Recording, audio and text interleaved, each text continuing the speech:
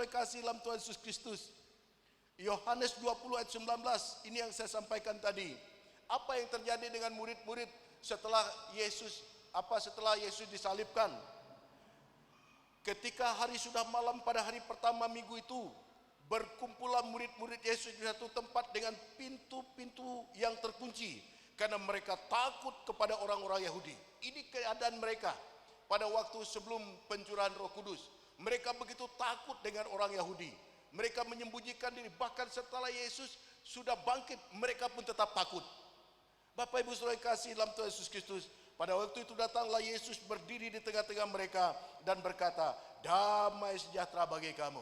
Tetapi hal yang berbeda terjadi pada waktu mereka Roh Kudus sudah dicurahkan. Dikatakan mereka berdiri dengan berani dan dengan suara lantang, bukan bisik-bisik, tetapi dengan suara lantang mereka katakan, hai orang-orang Yahudi, ya, dan kamu sekalian yang ada di sini, dengarkan dan camkanlah perkataanku ini. Luar biasa. Artinya ketakutan hilang. Bapak Ibu, dalam 2 Timotius 1 ayat 7, firman Tuhan berkata, sebab Allah memberikan kepada kita bukan roh ketakutan, melainkan roh yang membangkitkan kekuatan, kasih dan ketertiban. Roh Kudus memberikan kita keberanian, bukan roh ketakutan. Bapak Ibu saudara kasih dalam Tuhan Yesus Kristus, keberanian di sini bukan artinya kita mencak-mencak, bukan kita nantang orang, membunuh orang kelahi, bukan. Tapi keberanian untuk menyatakan yang benar, keberanian untuk percaya kepada Tuhan. Roh yang daripada Allah, bukan roh ketakutan. Hari ini jangankan jemaat Tuhan, hamba-hamba Tuhan banyak hidup dalam roh ketakutan. Kalau kita tidak begini, nanti kita tidak diberi dana hibah. Kalau kita tidak begini, kita tidak kebagian bansos.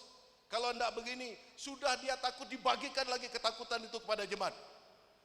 Bapak Ibu saudara kasih, roh yang daripada Allah tidak memberikan ketakutan bagi kita, tapi memberikan kita keberanian untuk menyatakan Injil, untuk menyatakan kebenaran. Bapak Ibu saudara kasih, kita ini bukan kurang banyak, tetapi kita tidak memiliki keberanian untuk menyatakan kebenaran. Kita takut kita barangkali dimutasi, kita takut kita tidak naik pangkat, kita takut barangkali tidak kena bagian proyek dan sebagainya. Sehingga kita tahu apa yang jahat, tapi kita tidak berani menyatakan apa yang jahat, apa yang salah. Sehingga orang berani nakut-nakuti kita. Semakin kita takut, semakin orang menakut-nakuti kita. Bapak Ibu saudara kasih, mari melalui hari Pentakosta ini ingat bahwa sebab Allah memberikan kepada kita bukan roh ketakutan. Tidak ada yang berhak membuat kita takut. Satu-satu yang kita takut Tuhan dan takut melakukan dosa. Itu saja. Yang lain Bapak Ibu saudara, apa yang membuat kita takut? Kadang kita yang memilih untuk takut sehingga orang berani menakut-nakuti kita. Puji Tuhan sampai hari ini, baik secara pribadi sebagai gembala Pintu Elok, saya tidak pernah ditakut-takuti orang. Mungkin karena orang tahu saya penakut. Tetapi bagi saya tidak ada urusan. Ya, tidak. Apapun resikonya, kita harus menyatakan apa yang benar. Bapak Ibu saudara kasih, ini dia. Saya berharap kita harus sadar, roh daripada Allah membangkitkan keberanian, bukan roh ketakutan. Roh yang membangkitkan kekuatan. Kita kuat. Ya, kita akan galang dana untuk Videotron. Nilainya lumayan fantastis. Ya, kalau kita berpikir hari ini, rasanya kita ini salah waktu. Udah juga efisiensi, ya, harga barang mahal. Kamis yang lalu saya terkejut, harga sawit tiba-tiba turun, terjun bebas. Tadinya sudah 3.000 sekian-sekian, tiba-tiba turun, ya. Ada yang 2.300, saya lihat di RAM itu 2.100 paling tinggi. Bapak Ibu saudara kasih, tapi roh Allah memberikan kita kekuatan. Roh yang membangun kekuatan. Dan itu sudah Tuhan buktikan di jemaat Pintu Elok ini. Setiap kali saya melihat, mengingat dari mana duitnya, kita juga bingung. Tetapi itulah Tuhan. Bapak Ibu saudara, saya berharap kita tidak jadi orang Kristen yang berpikiran pesimis. Belum apa-apa, tidak mungkin. Belum apa-apa, nanti kita dibuat begini, nanti buat begini. Dan itulah yang membuat kita hari ini seperti hari ini. Bapak Ibu saudara kasih, ingat baik-baik ayat ini. Sebab Allah memberikan kepada kita bukan roh ketakutan, melainkan roh yang membangkitkan kekuatan, kasih dan ketertiban. Amin. Jangan kita bilang Roh Kudus dicurahkan, tapi kita tidak mengalami ya impartasi Roh itu dalam diri kita. Bapak Ibu jemaat Tuhan yang kekasih, dampak yang kedua atau dampak atau pengaruh kepada semua orang yang hadir. Apa dampak dari kehadiran, apa pencurahan Roh Kudus bagi orang yang hadir? Kisah Para Rasul 2:5-8. Waktu itu di Yerusalem diam orang-orang Yahudi yang saleh dari segala bangsa di bawah kolong langit. Ketika turun bunyi itu, berkerumunlah orang banyak. Mereka bingung karena mereka masing-masing mendengar rasul-rasul itu berkata-kata dalam bahasa mereka sendiri. Mereka semua tercengang-cengang dan heran. Lalu berkata, bukankah mereka semua yang berkata-kata ini orang Galilea? Ini yang terjadi. Pencurahan Roh Kudus menimbulkan sesuatu yang membuat orang menjadi heran. Dikatakan mereka tercengang-cengang karena kepada rasul-rasul ini Allah memberikan karunia untuk berbicara dalam bahasa-bahasa yang baru bagi mereka. Dan mereka katakan mereka berkata-kata dalam bahasa mereka orang-orang itu. Bapak Ibu saudara kasih dalam Tuhan Yesus Kristus, apakah Bapak Ibu pernah memikirkan kalimat terakhir dari bagian ini? Dikatakan bukankah mereka semua yang berkata-kata itu orang Galilea? Galilea itu orang-orang yang tinggal di pesisir Galilea. Mereka ini para nelayan. Dengan kata lain, dari mana mereka bisa ngomong ini? Ini kan orang tidak terpelajar, orang tidak terdidik, kurang lebih begitu ya. Jadi kalau Bapak Ibu pernah dengar Pak Sekum dulu, yang sekarang Tuhan pilih jadi ketum itu, dia orang Lumbuyu. Kalau ada orang Lumbuyu mohon maaf lah. Jadi dia sendiri bilang begini, di Tontang itu kalau ada anak-anak yang mungkin sedikit agak, ya mungkin cara pakaian orang bilang, oh, masa kamu ini kayak orang Lemuyu begitu ya. Nah, itu. Jadi kata-kata, bukankah mereka semua yang berkata-kata itu orang Galilea? Itu kata-kata yang merendahkan. Mungkin dari penampilan latar belakang ya, tetapi mereka memiliki kualitas ilahi yang membuat orang kagum, membuat orang tercengang, membuat orang heran. Bapak Ibu, saya berdoa untuk anak-anak kita, untuk orang-orang Kristen. Mungkin kita latar belakang kita masa bodoh, mau kita lahir di bawah pohon, di pondok ladang, mau kita lahir di speed, ya, mau kita barangkali ini lahir di kampung. Tetapi Allah yang kita miliki memberikan kepada kita otoritas, memberikan kita karunia, supaya orang dapat melihat, walaupun mungkin kita orang kampung, tapi kita memiliki kualitas nasional. Kita memiliki kualitas bila perlu go internasional begitu ya. Jangan kita hanya mabuk, mau berbunuh sama sendiri, berkacau sama sendiri. Ini akan ada gawai daya nanti. Saya berharap ini kesempatan kita untuk menunjukkan bahwa kita ini adalah orang-orang walaupun daya, orang darat kata orang kami sana, tapi kita punya peradaban. Amin. Jangan yang kita banggakan mabuk, jangan kita banggakan berkelahi. Saya yakin Bung Saleh ketuanya ini, ya. Kita tunjukkan di situ supaya kalaupun kita tidak ngomong, orang menghormati kita. Kita sendiri tidak menghormati acara kita. Kita yang beracara, kita yang begocoh, kita yang mabuk. Orang lain bilang paling-paling nanti gawe daya begocoh lagi sida katanya. Bapak Ibu saudara kasih, saya berharap kita orang-orang ini berkata, bukankah mereka orang Galilea, nelayan? Apa penahu mereka, begitu kan? Tetapi Allah memberikan kepada mereka karunia sehingga orang tercengang melihat mereka, orang mengagumi mereka. Saya tidak terlalu mau silau dengan penampilan karena itu sifatnya temporer. Tetapi saya ingin supaya kita memiliki kualitas dan mutu yang hebat, baik dalam pendidikan, baik dalam kerohanian, sehingga di mana kita berada kita memimpin, bukan kita ikut-ikutan orang. Amin. Bapak Ibu saudara kasih dalam Tuhan Yesus Kristus. Jadi bagaimana mungkin kita masing-masing mendengar mereka berkata-kata dalam bahasa kita sendiri, yaitu bahasa yang kita pakai di negeri asal kita. Saya tertarik dengan kata ini. Bagaimana mungkin kita masing-masing mendengar mereka berkata-kata dalam bahasa kita sendiri, ya, yaitu bahasa yang kita pakai di negeri asal kita. Bapak Ibu saudara kasih, saya beberapa tahun lalu sempat diundang di pertemuan grup Robeno, itu gugusan Wycliffe International yang bekerja untuk Asia Tenggara ini. Mereka berkumpul di Pontianak, di Gereja Hebron, tempat Pak Daniel. Dan saya dijadwalkan khotbah 10 menit. Jadi kalau acara-acara orang bule itu 10 menit lah. Khotbah saya 10 menit, saya bicara tentang ayat ini. Lalu mereka setelah saya khotbah 10 menit itu, kan di situ ada Pak Roger yang saya perkenalkan di sini. Dia sedikit paham bahasa Indonesia, tapi beberapa doktor linguistik mereka ahli bahasa itu ada yang dari Jerman, dari Inggris, dari beberapa negara lain. Mereka tidak paham bahasa Indonesia. Lalu waktu saya khotbah ini, mereka salaman dengan katakan, mereka bilang, benar ya kamu orang dari suku Danum, karena bagi mereka dengar suku Danum saja udah begitu digantung di ujung pohon begitu saking jauhnya. Saya bilang benar, ada apa? Ya, mereka katakan berkali-kali kami membaca ayat ini, tetapi mengapa baru hari ini kami mengerti bahwa Allah memberikan karunia, bukan orang-orang itu memahami bahasa rasul-rasul itu, bahasa Aram, bahasa Ibrani, tetapi rasul-rasul itu berbicara dalam bahasa-bahasa yang dimengerti, bahasa-bahasa dari orang yang hadir itu. Dan ini meneguhkan mereka, sehingga mereka merasa, oh betul, tidak ada yang salah dengan penterjemahan Alkitab ke dalam bahasa-bahasa suku ini.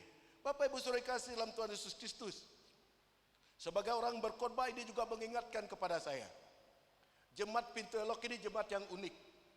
Kita ini dikumpulkan dari orang-orang terdidik, setengah terdidik, ya mungkin yang tidak sampai terdidik, dari pekerjaan juga kita masing-masing.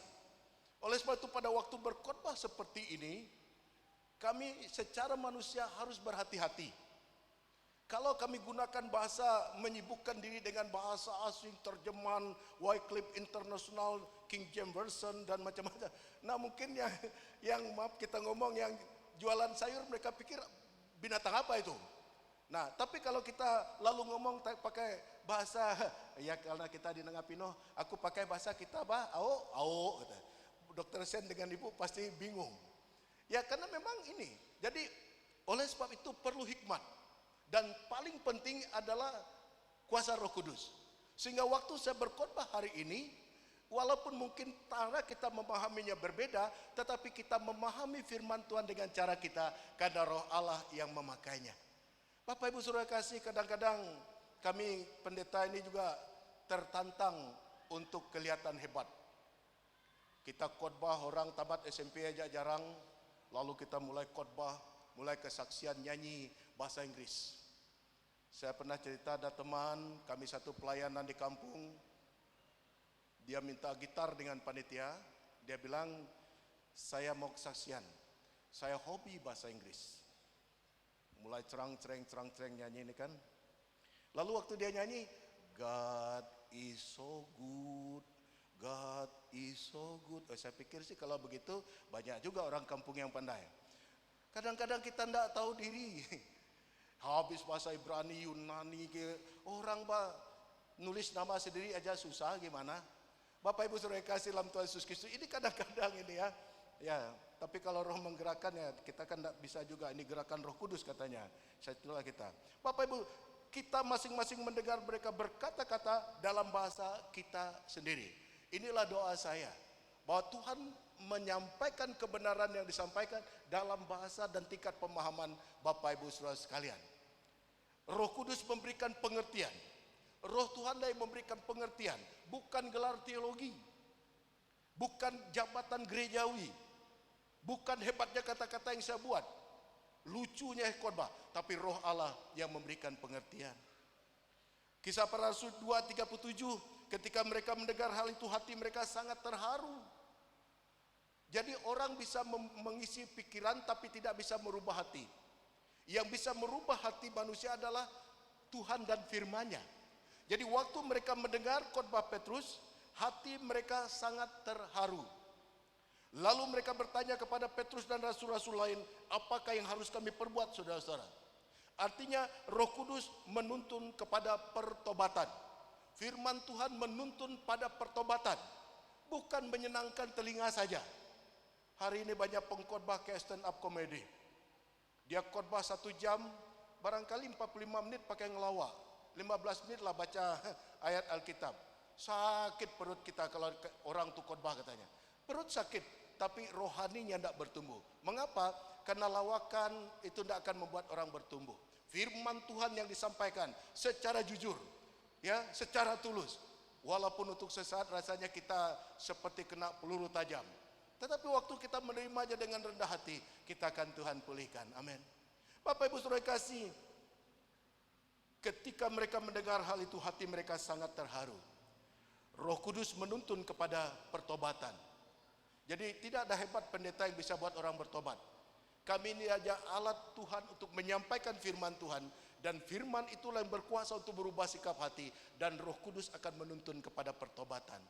Jadi hati-hati kalau orang bilang, saya kemarin diundang ke sana KKR pemuda, oh banyak orang bertobat. Belum tentu bertobat. Mungkin dia hanya maju ke depan karena emosi. Emosional, karena ada nyanyi berulang-ulang tadi kan. Akhirnya timbul emosinya, muncullah dia, ya, dengan emosi dia merokok dalam nama Yesus, diinjak-injak rokoknya, ya. Pulang hidup lagi gereja apinya. Mengapa? Karena rohnya Tuhan tidak pulihkan, emosinya aja.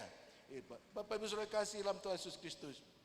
Yang ketiga, dampak atau pengaruh pencurahan Roh Kudus adalah dampak kepada orang-orang yang percaya. Tadi ada untuk semua orang, mereka terharu, mereka bertanya apa yang harus kami buat. Lalu setelah mereka percaya, menerima perkataan itu, menerima Yesus, dalam Kisah Para Rasul pasal 2 41 sampai 42, orang-orang yang menerima perkataannya itu, artinya tidak semua orang menerima, tetapi orang-orang yang menerima, dan kita tahu nanti jumlah mereka 3.000 orang. Bayangkan, tidak ada pengkhotbah hebat bisa ya bawa 3.000 orang bertobat. Ya, hanya Petrus dengan Roh Kudus yang bisa lakukan itu di peristiwa ini. Orang-orang yang menerima perkataan itu memberi diri dibaptis. Memberi diri, bukan nyuruh orang dibaptis. Kita akan ada baptisan ini. Ya, kadang-kadang bapak-bapak, ibu-ibu bilang, baptis kau, udah besar kau nih. Malu bapak kalau kau tidak baptis, bapak ini BPJ. Bukan itu. Tapi mereka harus mendengar, menerima. Itu sebabnya kita baptis orang di atas usia 13 tahun. Supaya dia bisa ambil keputusan percaya atau menolak Yesus. Begitu ya. Jadi orang-orang yang menerima perkataan itu memberi diri dibaptis. Dan pada hari itu jumlah mereka bertambah kira-kira 3.000 jiwa. Nah, Bapak Ibu Saudara kasih, dampak daripada kehadiran Roh Kudus adalah orang menerima firman itu, dan Roh Kudus tidak berhenti di situ. Seperti yang saya katakan, waktu Roh Kudus hadir dalam diri kita, yang pertama dia akan menggugat dosa kita, mengisapkan kita akan dosa, sehingga kita sadar dosa kita. Dan tidak hanya itu, memberi kuasa untuk mengaku dosa itu. Tidak gampang mengaku dosa, banyak pertimbangan. Nanti kita dilecehkan, nanti kita ditertawakan, nanti orang tidak menghargai, macam-macam. Dan dikatakan memberi diri dibaptis. Baptisan itu bukan peraturan gereja. Baptisan itu adalah perintah Allah bagi orang yang percaya dan menerima Yesus. Pertanyaan, kalau sampai hari ini sudah tua, kadang-kadang udah mau mati, kadang-kadang, Pak Pendeta, bisa enggak baptis kakek nih? Dia ini Kristen tapi belum baptis. Dia aja dah enggak bisa ngomong. Mau apa dibaptis? Tujuan hanya untuk masuk surga? Tidak.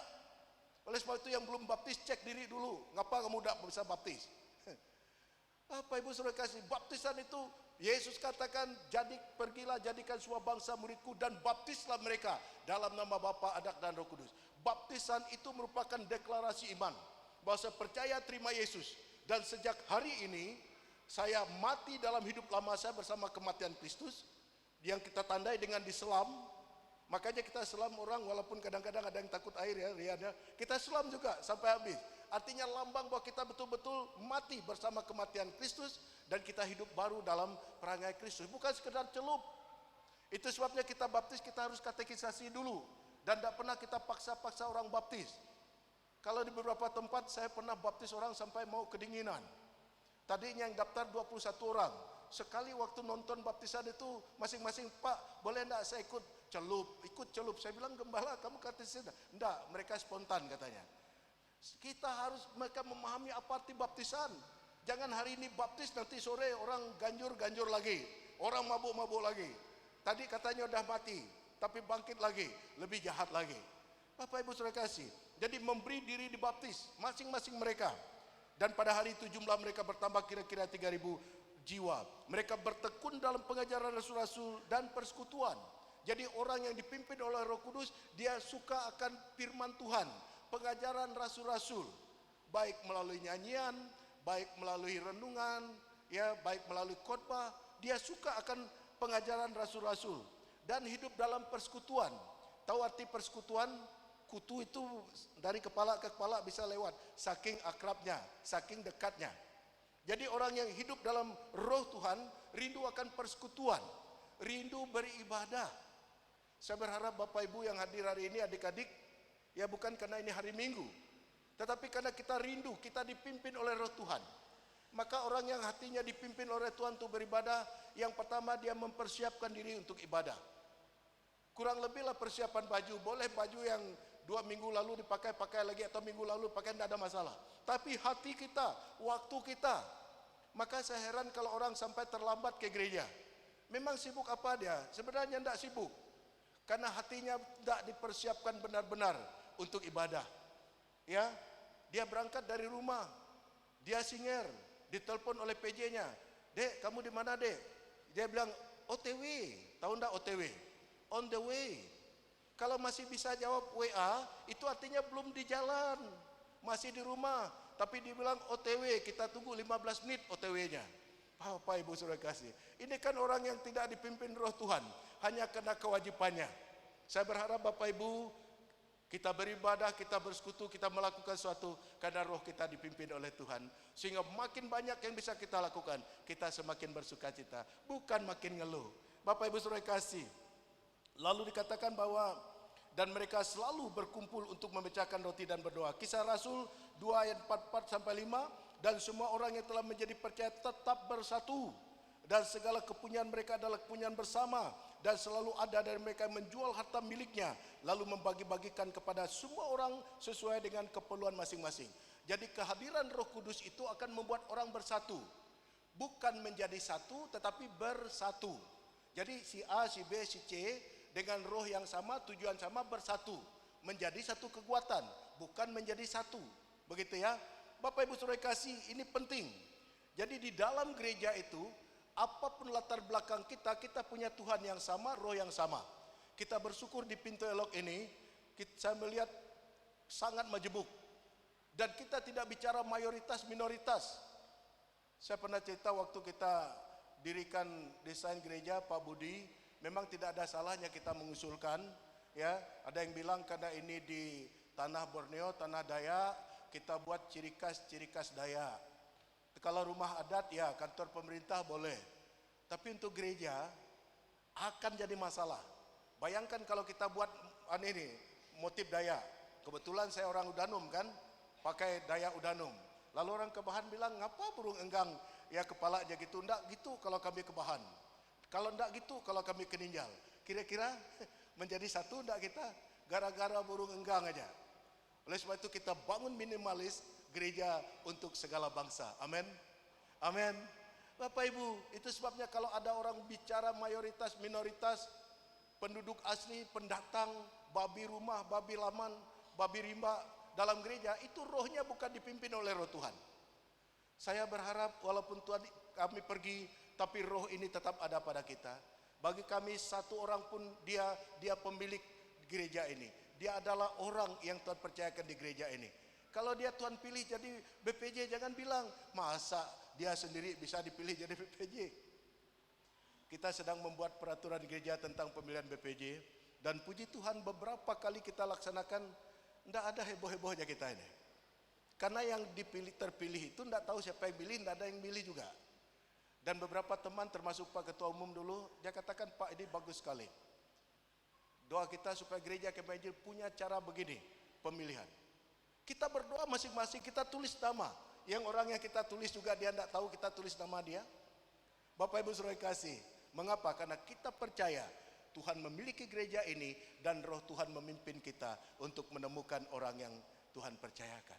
Oleh sebab itu kalau gereja sudah bicara kesukuan, kedaerahan, penduduk asli, pendatang, ya, bicara lagi kepartaian, akan hancur itu gereja.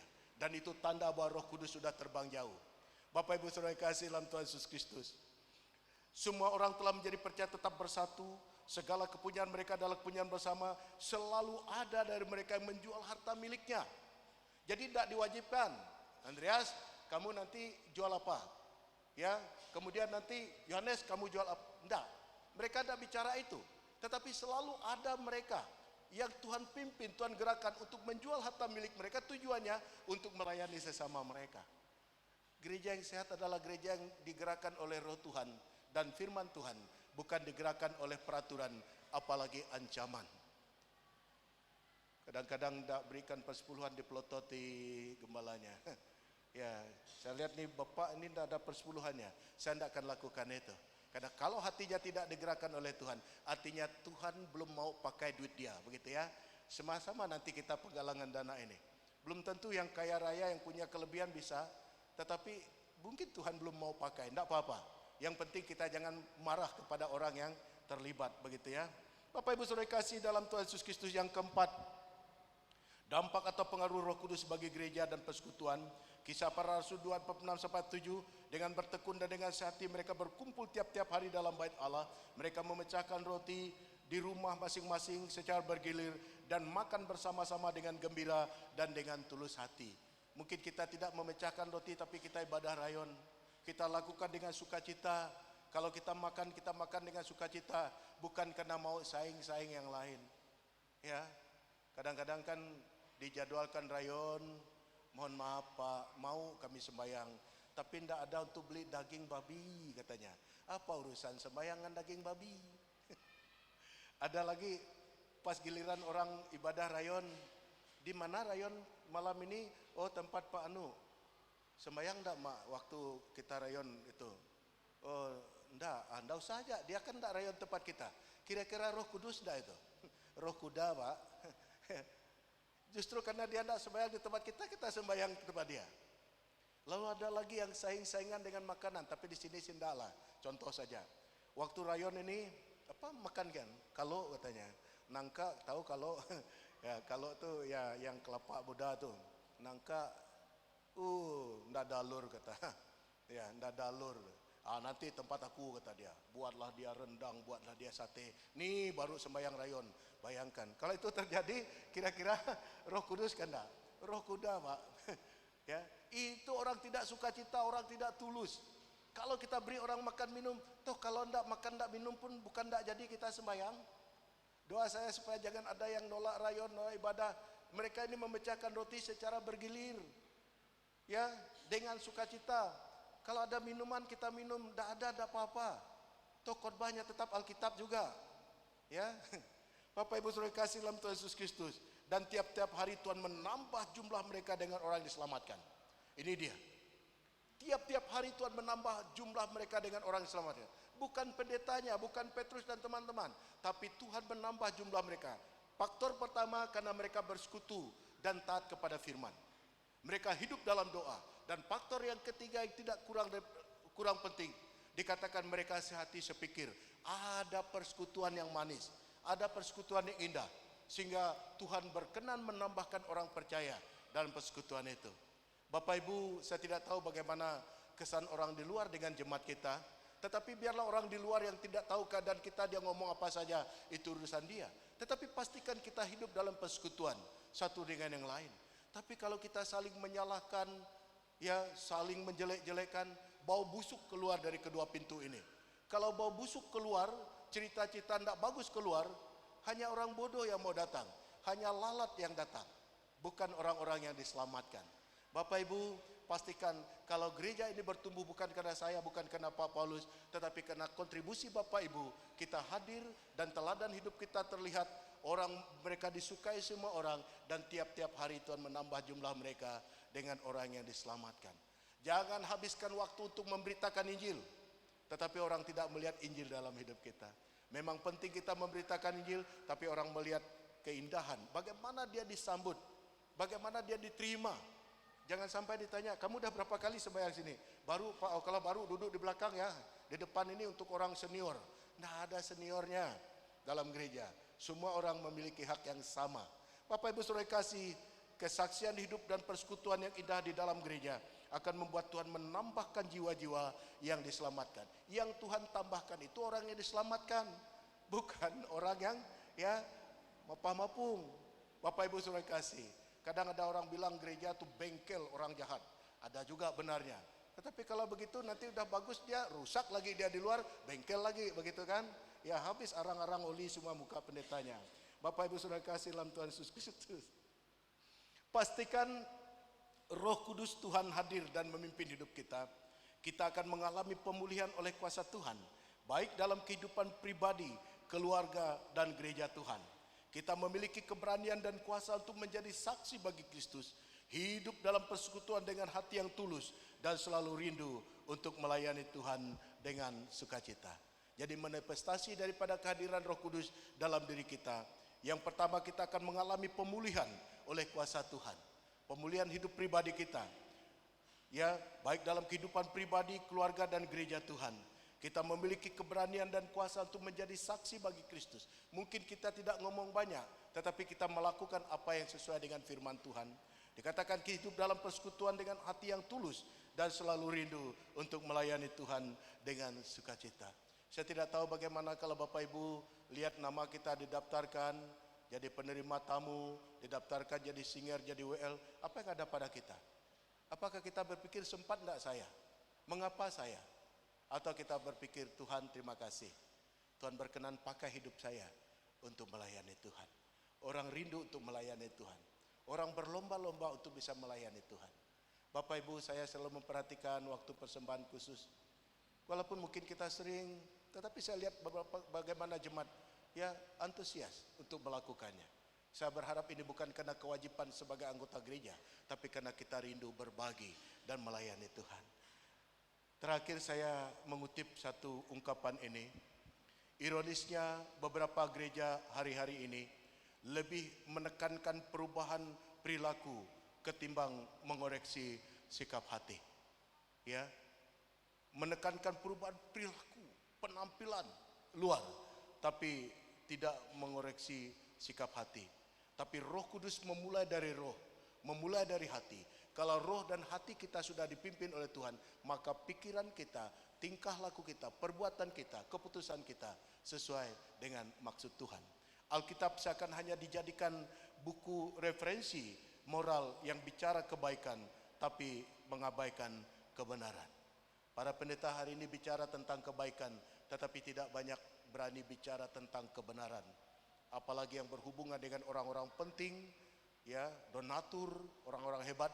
Tetapi firman Tuhan ingin supaya Alkitab itu merupakan standar kebenaran dan itu harus diberitakan. Tuhan memberkati kita dengan firman-Nya hari ini. Mari kita berdoa.